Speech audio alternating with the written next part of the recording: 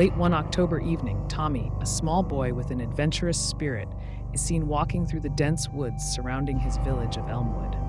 The forest is dark and foreboding, with tall, twisted trees casting eerie shadows. The air is cold, and there's a thick, unsettling silence.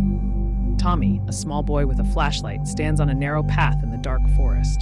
The trees are tall and gnarled, their branches reaching out like skeletal arms. The moon is barely visible through the thick canopy, casting a dim light.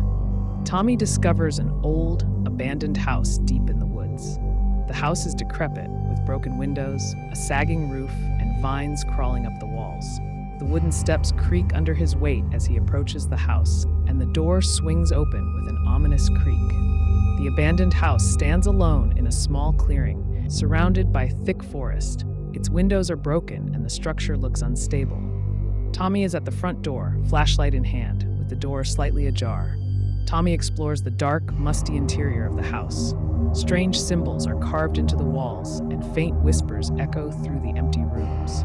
He finds a large, decaying room with a dusty, ornate mirror in the center. Inside the house, the rooms are dark, with only the beam from Tommy's flashlight illuminating the surroundings. Strange, eerie symbols are carved into the walls. Dust and cobwebs cover the furniture, and shadows loom in the corners. In the large room, an old mirror stands out, its frame intricately designed but covered in dust.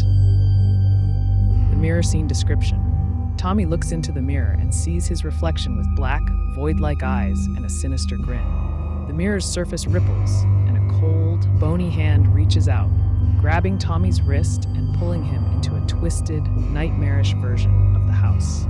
Tommy is standing in front of the mirror, his reflection showing black eyes and a creepy smile. The mirror's surface ripples like water, creating a surreal effect. A skeletal hand reaches out from the mirror, grabbing Tommy's wrist. The surroundings begin to distort as he is pulled into the mirror. Tommy finds himself in a labyrinth of horrifying corridors, with walls that seem alive and shadows that move on their own. He repeatedly ends up in the same room with the mirror, where a tall, cloaked figure with glowing red eyes stands in the center, whispering that Tommy is now trapped forever.